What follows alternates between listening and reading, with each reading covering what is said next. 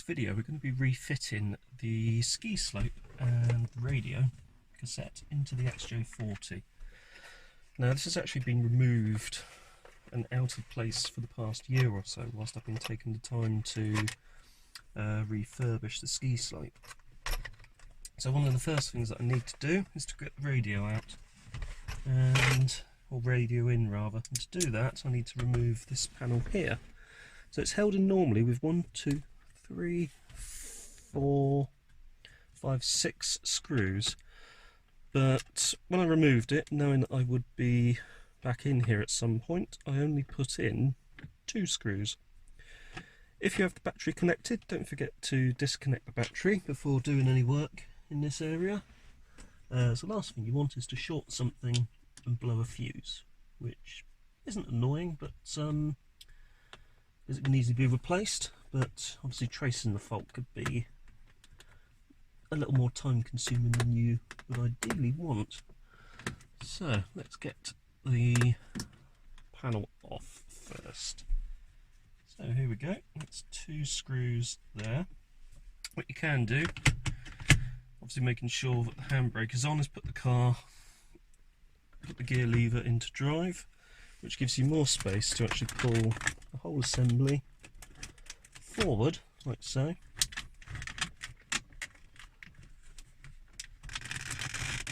And out.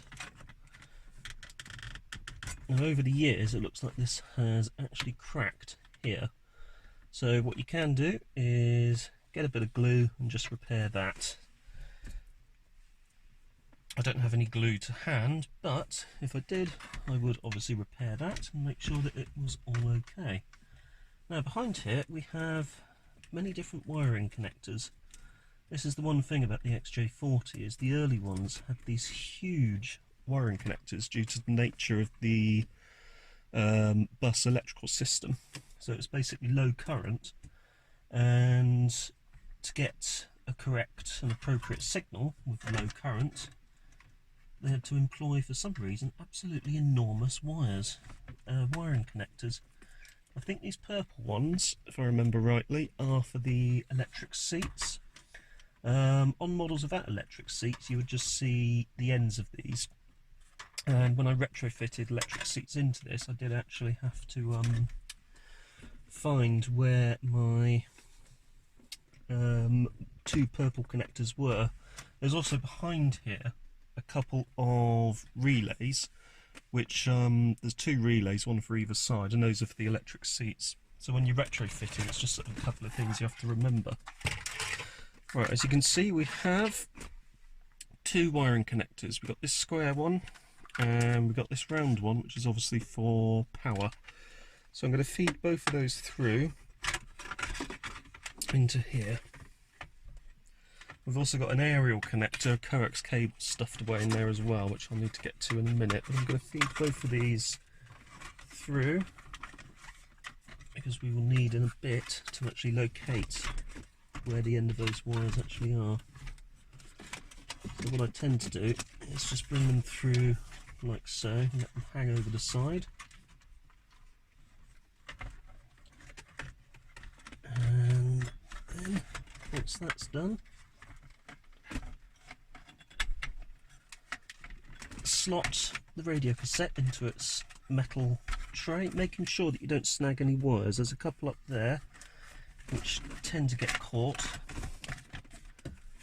So what you want to do is grab the back of this, pull it down and make sure that the wires are free from the cradle. So these snagged wires is never good. And once that's sort of in place, you can gently, very gently, tease it in, which is sometimes easier said than done. So there is a metal bracket right at the back here which helps lock the radio cassette in as well, and down here you've got the coax cable which will plug into the aerial socket. So if I get this here and I need to just wobble it into place, can be a little tight sometimes on one particular side, but it's just age, unfortunately. So that is now coming through. You've obviously got the connector here for the heater assembly. To make things easier, it's a blue connector, and you can, by squeezing a couple of points on the connector, you can pull it free like so. That just gives you a lot more leeway for getting this in, because you can now pull it out all the way out here. There's the blue connector there, there's the coax connector, here's our two connectors that we've got to be plugging into. So there's one here, and the power one is stuffed around here, so they're actually quite close to each other there. You can see them both there. But having the central binnacle out of the way not only allows you to push this in firmly, you can hear it clicking at the back. There you go, that's that rear piece just clipping into place. But like having that out not only allows you just to prop it there, but it gives you perfect access to the wiring connectors that we need. So first off, we're going to need to plug in the coax. I tend to come underneath the main cable itself and in with the coax. There we go, so that is the coax, and that can sit in there. We've then got these two. One of them is for the speaker wire, the other one is power. What I like to do is just put those as far back as I can into the bulkhead of the car.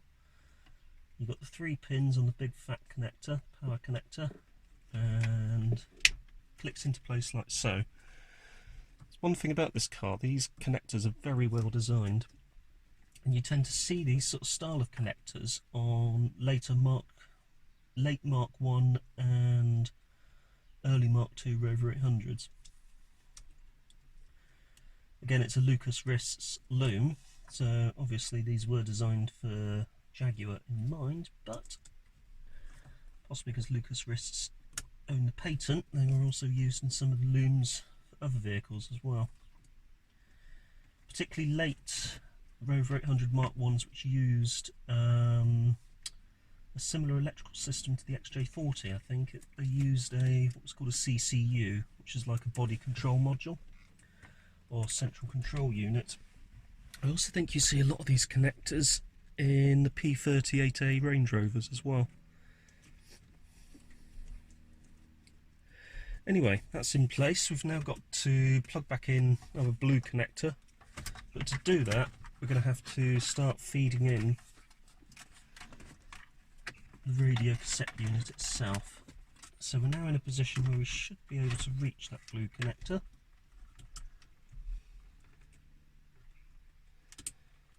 Make sure the orientation's correct. Squeeze it together. Extra squeeze, and you're connected. Which I need to double check the orientation.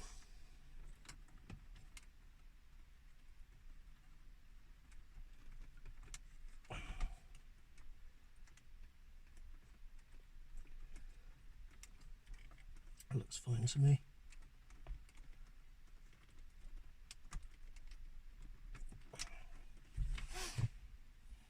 Something that's well worth doing once you've got the radio connected is to actually pull it back out once again, and that just gives you a lot more ease and leeway for getting this central binnacle back in. So it just makes it more flexible.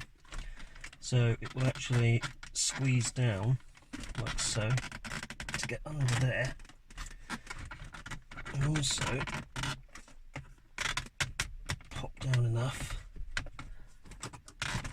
to get into there. So it is fiddly.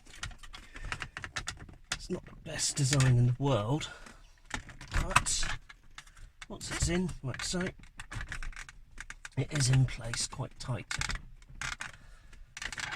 There we go. And what we can do now is we can gently feed back in the radio cassette. You need to feel back into there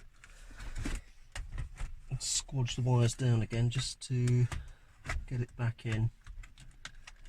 Then once that's in, push it back.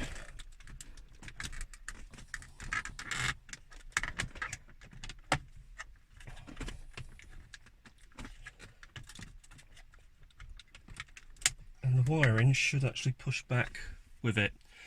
It may take a few attempts, so what you may need to do, like I'm having to do here, is to just pull it out once again,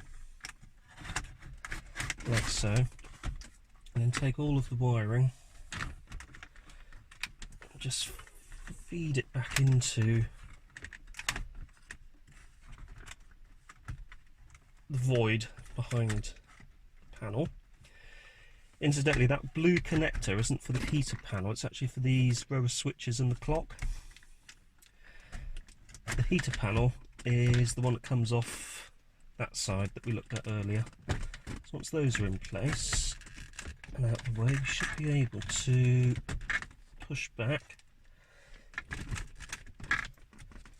So we might need to just pull it forward a bit like so, and push it back again. But as I say, this does take a few attempts, so don't worry if you don't get it first time. So after a little while, the console is actually refitted into the dash.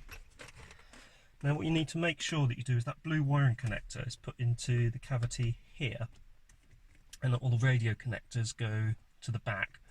Otherwise, the snag on the blue connector will stop this going in all the way.